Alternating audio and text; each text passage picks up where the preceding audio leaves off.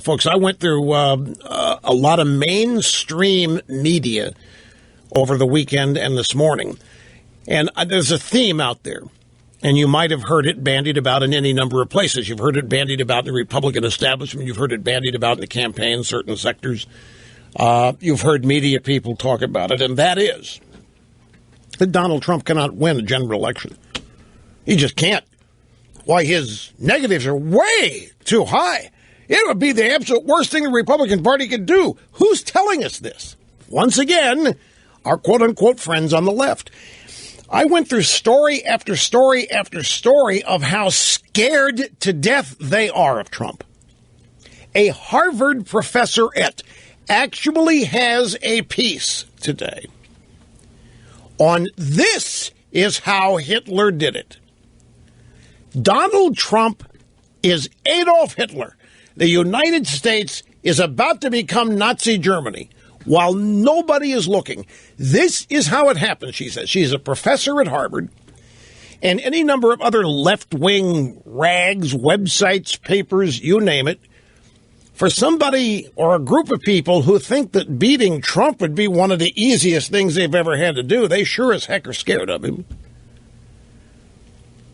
And once again, the two don't go together. If you really think Trump is easy, if you really think beating Trump is the best option you could have if you're a Democrat, then wouldn't you want to be promoting him? Wouldn't you want to be talking positively? Wouldn't you be trying to secure his primary victory and nomination on the Republican side? I mean, the people writing this caustic stuff about Trump, I mean, there's some on the right, as you know, the mainstream Republicans, but I'm talking specifically now about people on the left who they're never going to vote for Trump. Why spend all this energy on how rotten and dangerous Trump is? Well, no, there are possible answers. These are all establishment people. Trump's an outsider. Doesn't matter.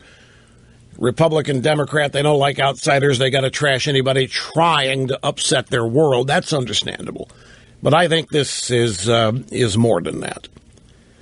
I think there's a genuine fear out there that Trump can win. I think there's a genuine fear, at least that's what I'm interpreting here, that he can beat Hillary Clinton. And furthermore, I think that these people think that about Marco Rubio, too. And I believe they think it about Ted Cruz. I think they believe Hillary Clinton is vulnerable. Which would take us into an entire discussion of what happened in Nevada over the weekend. Memo to Bernie Sanders. As far as the Democrat National Committee is concerned, you are still a bum. And Bernie, it's over. Even Hillary is running around out there now saying, we have to be more than just what we're going to give people. Grab audio soundbite number 20, Saturday night, Las Vegas, at Clinton campaign headquarters.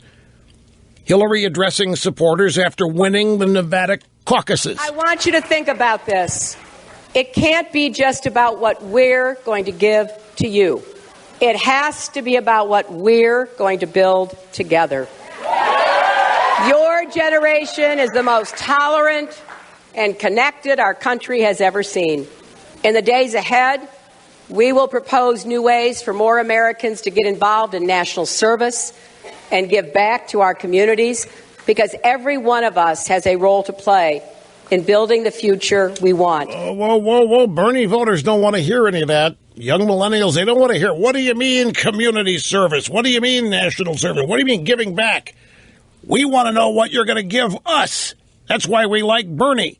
And Hillary's telling them there is no Santa Claus, even on the Democrat side.